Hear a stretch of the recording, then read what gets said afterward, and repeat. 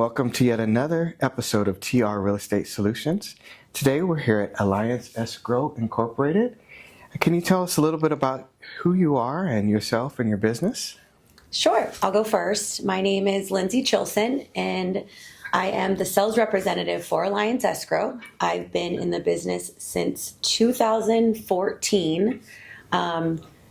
I chose Alliance Escrow about 9 years ago because it's such a good family-owned business, and it's my home, and we just have amazing escrow officers. And I follow the talent, and the talent is here. Good deal. Hi, thanks for having us. My name is Kristi Lewis. I'm the sales manager at Alliance Escrow. I have 23 years, believe it or not, in escrow and title. So I have a unique background in both aspects of those industries. I am a San Diego native. I have one son. He is 22, believe it or not. Wow. My hobbies include whitewater rafting and investing in multifamily real estate. Excellent. Thank you for sharing. So can you tell us a little bit about the company's history and experience in the California real estate market?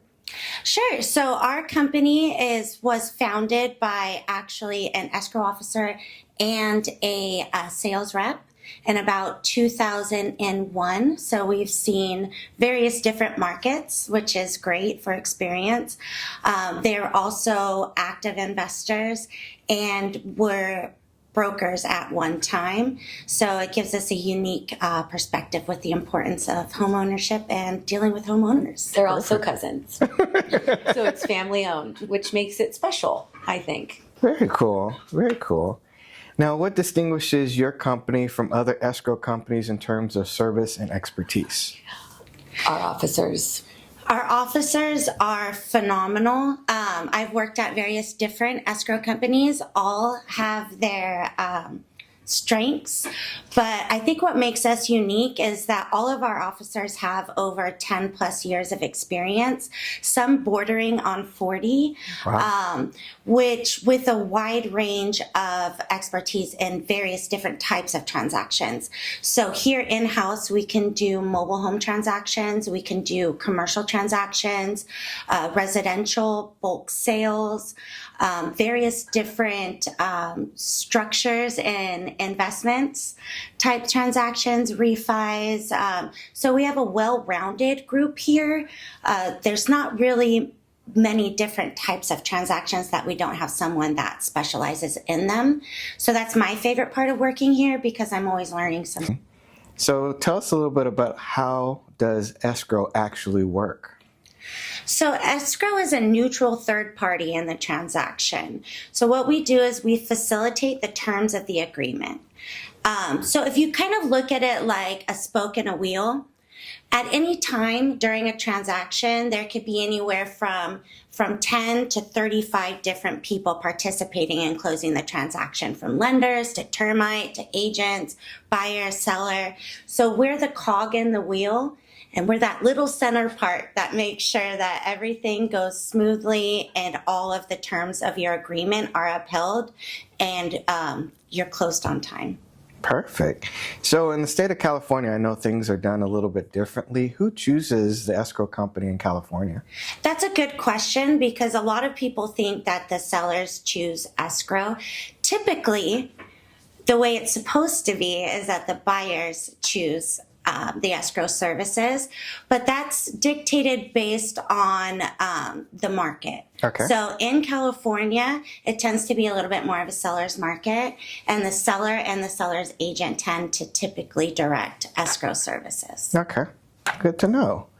Now, how do you communicate updates to clients throughout the escrow process? That also differs based on transactions.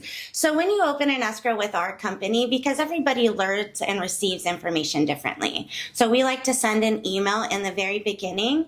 What's your preferred method of communication? We will follow that.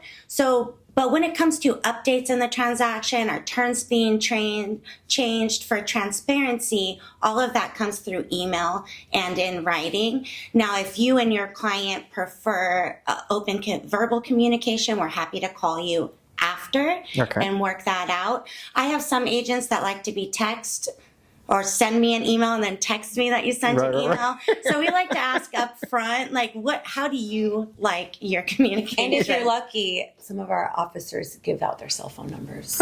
We do. You definitely get mine. Good deal. Now, what is a typical turnaround time for closing an escrow, and what factors can affect the timing? So a typical turn time for closing escrow in California or San Diego that we've seen is 30 days. Now that structure is also dictated by the terms of your agreement and whether or not you're going all cash or with a lender.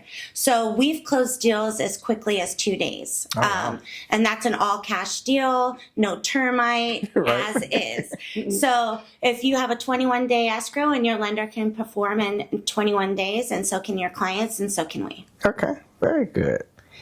Now, what is your approach in handling issues or delays that may arise during escrow? We tend to be solution oriented, so I'd love to say that every transaction you're not going to have an issue, but every transaction is unique and issues come up. So luckily with the expertise and the background that we have a lot of troubleshooting that we can do and resources to find. So I tend to approach each problem with the solution, with the mindset solution. Perfect. So, what safeguards and security measures are in place to protect clients' funds throughout the escrow process? That is a great question. I know in California right now we're dealing with a lot of fraud and fear of fraud, especially when it comes to wires. So we have a system in place right now where for the sellers, we get their wiring instructions notarized with their grant deed so that we know that the person that is giving us the instruction is who they say they are. Right. We do not receive wiring instructions or give them via email so that we make sure that the person on the other end of that is the person that we are sending the wire to. So a lot of it boils down to just a simple phone call. Before I send you a wire, I'm going to call you and make sure I'm speaking with you and verify your wiring instructions. Perfect. Good deal. And then you have IT that takes care of some of the other things that are behind the scenes as well, right? We do have a cyber IT that monitors our system as well as our correspondence 24 hours a day. So if something looks a little bit fishy, we put that into quarantine and then we'll review it before we respond. Okay, very nice. So what types of documents do you require from the buyer, seller, and agents? Wow, that is quite a bit. So in effort not to bore you, I'll go over some of the main ones. We'll start with the seller side. The grant deed is super important, obviously. So that's going to transfer the title to the new buyer when we close. Okay. We have a statement of identity. It's a series of questions that we ask to ensure that that seller is the person that is capable and the owner of that property. We have a loan information sheet, which we require a seller to fill out so that we can make sure that we transfer the property to the buyer without any liens attached to it. We have the 593C, which tells us whether or not and how much we need to withhold for the IRS. As far as the buyer, the PCOR is preliminary change of ownership, so that lets us know how we're going to transfer title. The vesting is one of the most important. Okay. So that tells us how you're going to hold title and what the ramifications are if you are to be deceased and if you're with a different party, joint tenants in common, as well as your loan documents, escrow instructions, of course. And for the lenders, we need contracts, we need your commission instructions, and any addendums that you might have, so changes to the contracts throughout the process. Wow, that does sound like a lot. Thank you so much. So how do you handle the final distribution of funds, and what steps do you take to ensure a smooth closing process? So final distribution of funds, we have some checks and balances just to ensure that we're sending funds to the right party. Right. So we do have a process where the escrow officer will generate the wire, then two other people, check signers, need to verify the wiring instructions, double check the numbers, sign off on that before we send anything to the bank. As well as that, we also call each party to re-verify the wiring instructions and whether or not they want a check sent FedEx or overnight if they'd like to pick it up. Sounds good. So they can actually come into the office? Yes. Okay. Or their sales representative could deliver to them too. Oh, that's good to know. Thank you. Now, how long can the money be held in escrow?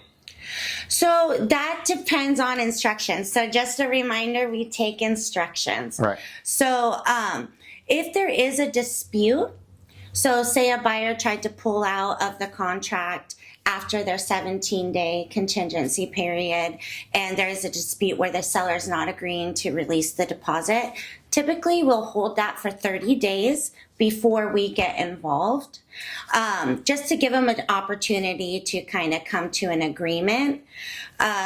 Usually we disperse 24 hours after recording. Okay.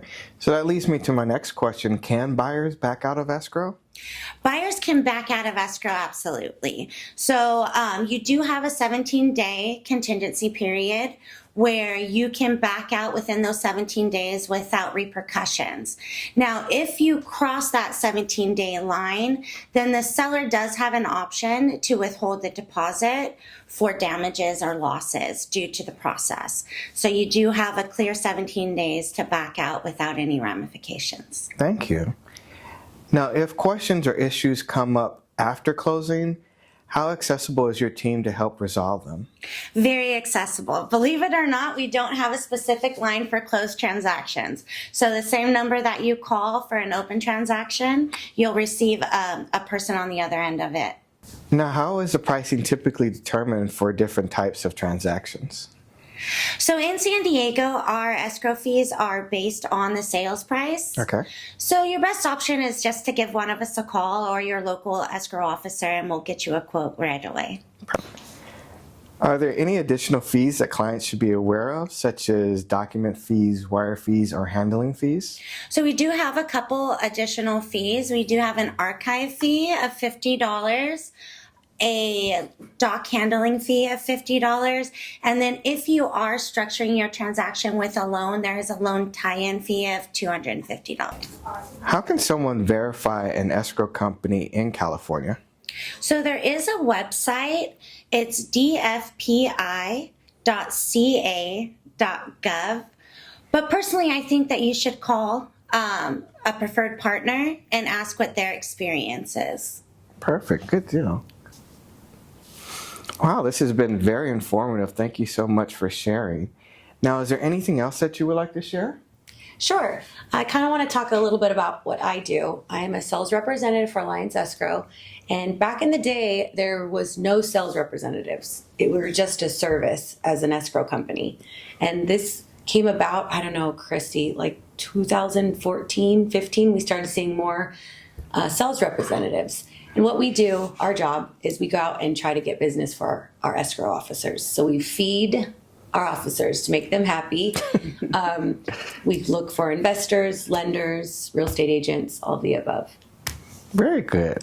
Now, how can people get in contact with you for your services or any additional questions? Awesome. Well, I will hand out my cell phone number, my work cell. Okay. It is 619-721-9582. Feel free to give me a call. I always have my phone on me. And we are very easy to get a hold of.